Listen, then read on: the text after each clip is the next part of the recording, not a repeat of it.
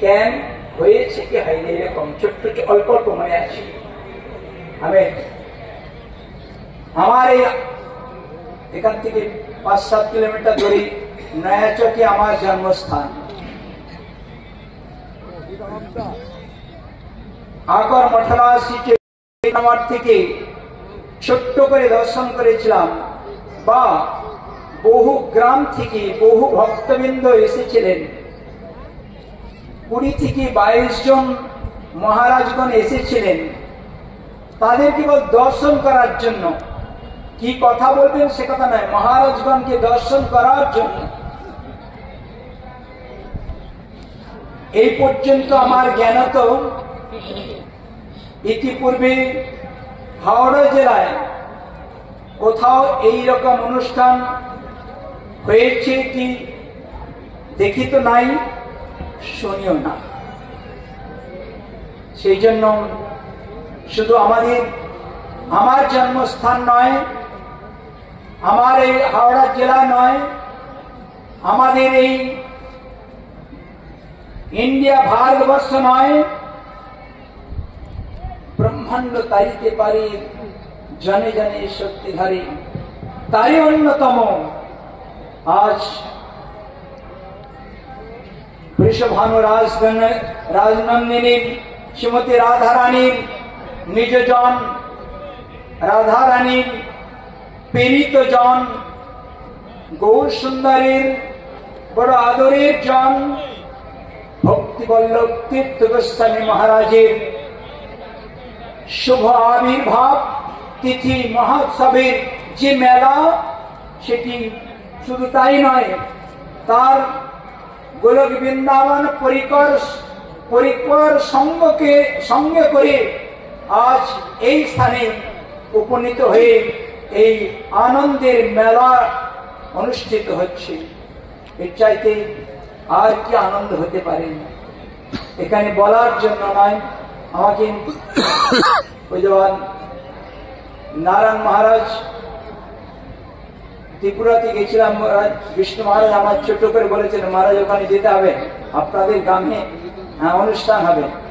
হাত জোর করে বলেছিলাম, মহারাজ খুব ইচ্ছা, বা শুনে খুব ভালো লাগছে।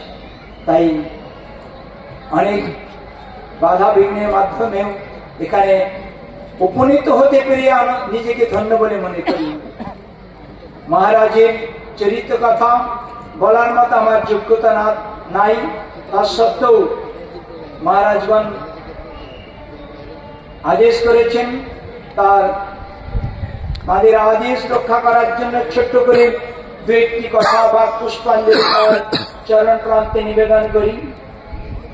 মহারাজ বৃন্দাবনে যখন ছিলাম বড় আদর করে আশীর্বাদ করেছেন, তার আশীর্বাদ এখনো হৃদয়ের মধ্যে বড় আদরণীয় হয়ে সেই আশীর্বাদটি পুষ্ট হয়ে পূর্ণরূপে প্রকাশিত হয়। শ্রীমদ্ ভাগবতীর বৈশিষ্ট্য তার জীবনময়। আমাদের গুরুদেব, আমাদের গুরুবর্গ, আমাদের সম্প্রদায়ের আচার্যগণ বড় ভালো, এটা তো বড় কথা, কিন্তু সত্যই এটি ব্যক্তিগত। আমার গুরুদেব আমার কাছে ভগবান, আমার আচার্যগণ, আমার বৈষ্ণবগণ আমার প্রিয়, তারা ভগবান সদৃশ।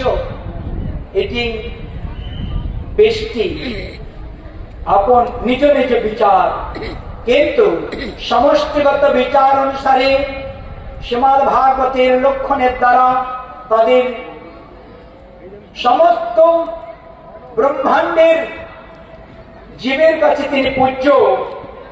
তার বৈশিষ্ট্য বেদব্যাস তার লিখনীতে তার জীবনের কথা, তার আদর্শের কথা, তার পরিকর বৈশিষ্ট্যের কথা আমাদের কাছে জানিয়ে গেছেন। তিতিক্ষব কারুণিক সুহৃদ সর্বদেহিনাম অজাত সত্য বসন্তা সাধব সাধুভূষণ। সাধুর ভূষণ তিতিক্ষব, ক্ষোভের কারণ সত্ত্বে ক্ষোভ নাই হয়, পূজ্যপাদ ভক্তিবল্লভ তীর্থ গোস্বামী মহারাজের জীবনে দেখিয়েছেন।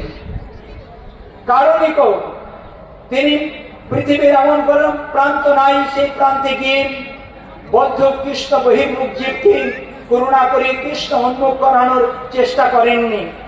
কারণিক সুহৃদ সকলকে তিনি আদর করেছেন। ছোট্ট করে বলি, 2-1 মিনিটের মধ্যে, আমার 2 মিনিট আর সময় আছে, 2-1 মিনিটের মধ্যে আমি কথা শেষ করব। দিল্লিতে যখন আমি কয়েকজন গুরু ভাই এবং আমার কয়েকজন ছাত্রকে নিয়ে আমি দিল্লির মঠে গেছিলাম, মহারাজকে প্রণাম করে বলেছিলাম, মহারাজ এরা আমার গুরু ভাই। মহারাজ আমার দিকে একটু চোখ রাঙিয়ে বললেন, তোমার গুরু ভাই? আমার গুরু ভাই নয়, ভক্তি কুসুম সমান গোস্বামী মহারাজের কাছে আমার গুরুদেব ওনার কাছে পাঠিয়েছিলেন। আমি তার কাছে অর্চন শিখেছি, রান্না শিখেছি, পুরুষ দেখা শিখেছি, মহারাজ কাছে আমি সব শিখেছি। আমার গুরুদেব তোমার গুরু ভাই বলছো? কি তার সুহৃদ, কি আপনত্ব! একবার যদি তার কেউ সঙ্গ পায়, কোনদিন এই জন্মে নয়, জন্মে জন্মে তার কথা বলতে পারবে না। সর্বদেহীরা অজাত শত্রু, তার কোনদিন শত্রু হয়নি, তিনি কারো শত্রু ছিলেন না। এমন যে তার ভূষণ স্বরূপ শ্রীমদ্ ভাগবতে তারস্বরে ঘোষণা করলেন, সেই ভক্তি বল্লভ তীর্থ গোস্বামী মহারাজ চরম পরম বৈকুণ্ঠের প্রিয় দর্শন স্বরূপ ভগবানের নিজজন, তার চরণ প্রান্তে বাক পুষ্পাঞ্জলি নিবেদন করি আমার সীমিত কথা এখানে বিশ্রাম রাখি। বাঞ্ছা কল্পতরুভ্যশ্চ কৃপা